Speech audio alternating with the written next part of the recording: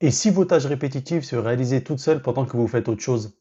Dans cette vidéo, je vous montre comment créer votre premier workflow N8N pour automatiser tout ça.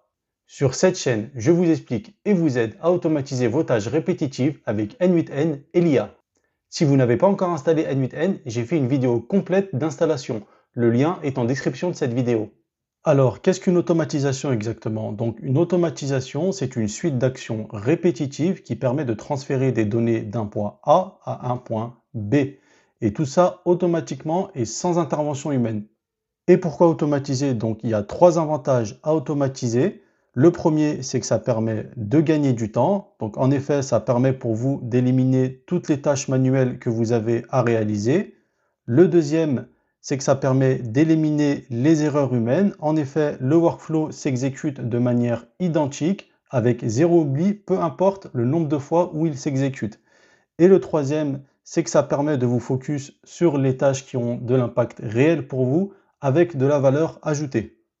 Maintenant, parlons du workflow. Donc un workflow, c'est le schéma qui permet de créer une automatisation.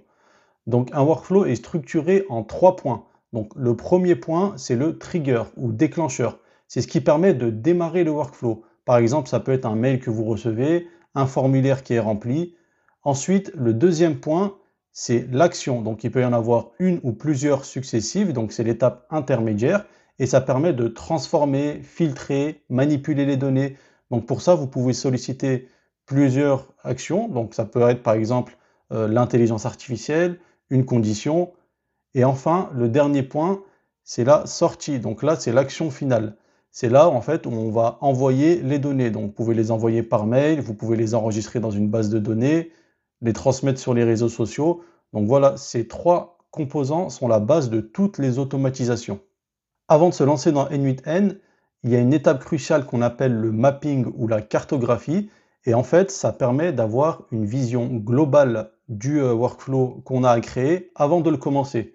Donc vous pouvez le faire sur papier ou via des outils en ligne comme Lucidchart. Moi, par exemple, j'utilise Lucidchart et j'utilise des diagrammes de flux.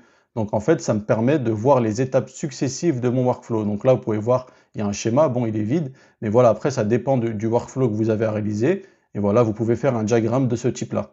Nous voilà maintenant dans l'interface de N8N. Donc j'ai créé un petit workflow assez simpliste juste pour vous schématiser ce que je viens de vous dire auparavant.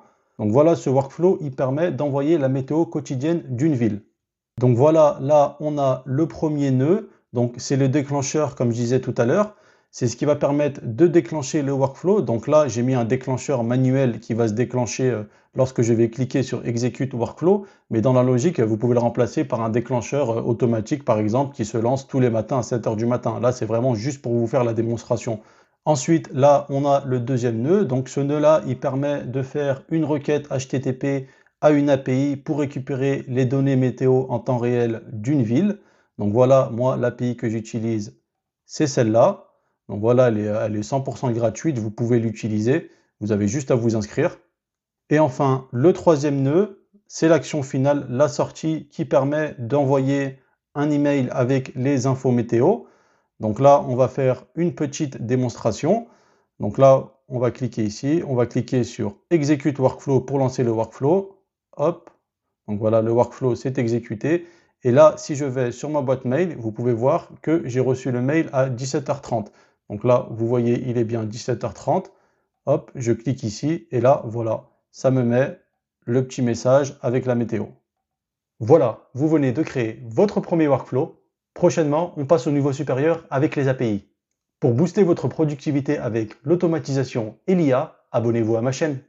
On se retrouve dans la prochaine vidéo. Ciao!